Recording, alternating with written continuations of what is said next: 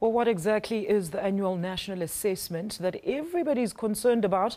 To find out, we're very pleased to be joined by Professor Sarah Gravett, the Dean of Education at the University of Johannesburg. Professor, a very good morning to you. Thank you so much for joining us here on AM News. Thank you. Professor, in simple terms, what is the annual national assessment test?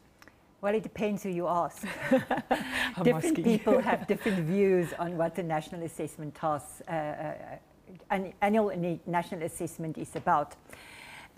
Broadly speaking, it is about looking at the two core areas of the school curriculum, maths or literacy, maths or numeracy and literacy in the early years of schooling at this stage. To see how well the curriculum is implemented and what are the teaching and learning deficiencies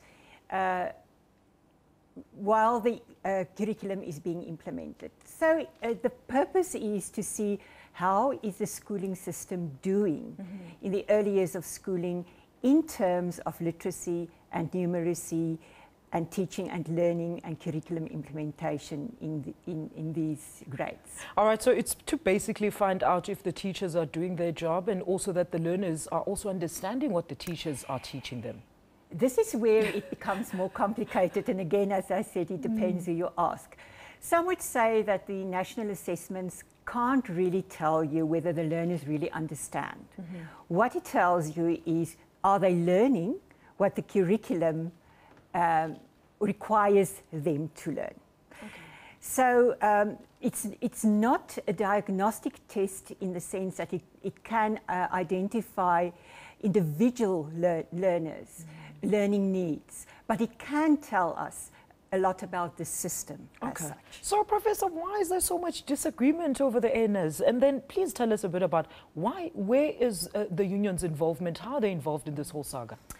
So the disagreement is, firstly, that some would say that the Department of Basic Education use the ANAs to make annual comparisons, and that is not possible.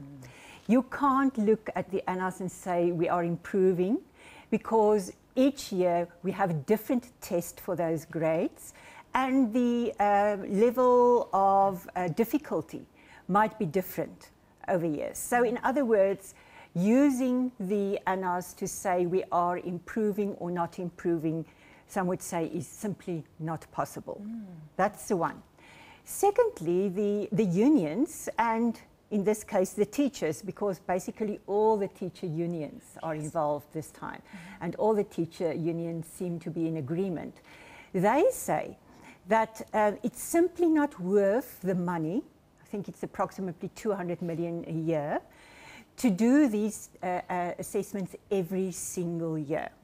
You could have the same results in terms of diagnosing the system by doing the assessments every third year, for example. Others would say you could have exactly the same results by not testing every single learner, but taking samples in the country, and you don't need to spend that much money. Like a survey, basically, Professor. Well, it's not a survey, but you will have in a sample, a representative sample, so you don't need to test every single child. The teachers and unions also say it's a huge administrative load on schools. Also, doing the tests every single year does not allow for sufficient time for remediation. In other words, to show improvement. And it puts a lot of pressure on teachers, which might also lead to teachers narrowing, in a sense, the curriculum, because they are so focused on teaching towards the ANAs that deep understanding might be difficult to accomplish. Due to the narrowing of the focus. But Professor, last year when we saw the matric results, and there was also allegations that, teachers were actually helping students to cheat. I mean, doesn't ANAs try to contribute to try and actually repel something like that out? I'm in favor of the ANAs. I really think the ANAs play an important role in the system. So what the ANAs do, as I said, is to give us a sense of where we are in the broad system.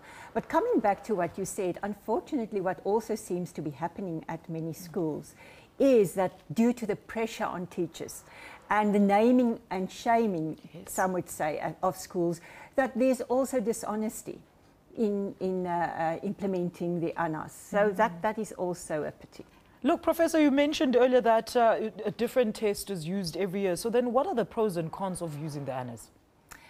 The pros gives one a diagnose of where we are in the system, how well the system is performing in terms of the curriculum implementation, in terms of teaching and learning. It could give us a sense which are the areas in the curriculum that children are not doing well at all, Yes. and what could be done with those specific areas. So it also provides solutions. People mustn't just think it's a bad thing. It does provide solutions, without a doubt, and it depends how the ANAs are used. However, I do agree with the unions that one could get the same results by not using the ANAs, of implementing the ANAs every single year. All right. And one should also note that there was a policy, a draft policy published by the Department of Basic Education earlier this year, and this on the ANAs, and this policy requested input from all role players on how to improve the ANAs. Okay. So there's also a sense from the Department of Basic Education that there's some work that needs to be done to improve the ANAs. Okay. So it's a good system, and I don't think we should get rid of it, but yes, let's look at all the inputs, also including the inputs from the unions, and let's see how we can improve the system. Professor, give us an example. If not the ANAs, then what is the alternative there? I don't think the issue is the systematic testing in the system. It's not necessarily doing it every year.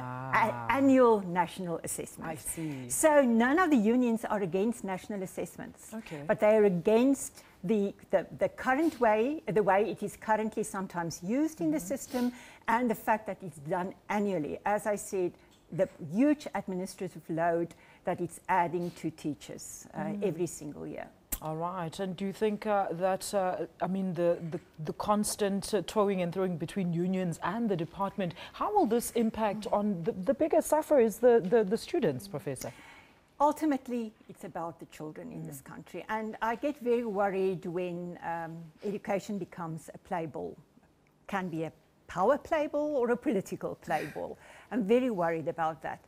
Of course, the question is if this time all the unions are in agreement that they won't be involved in administrating the ANAs in December.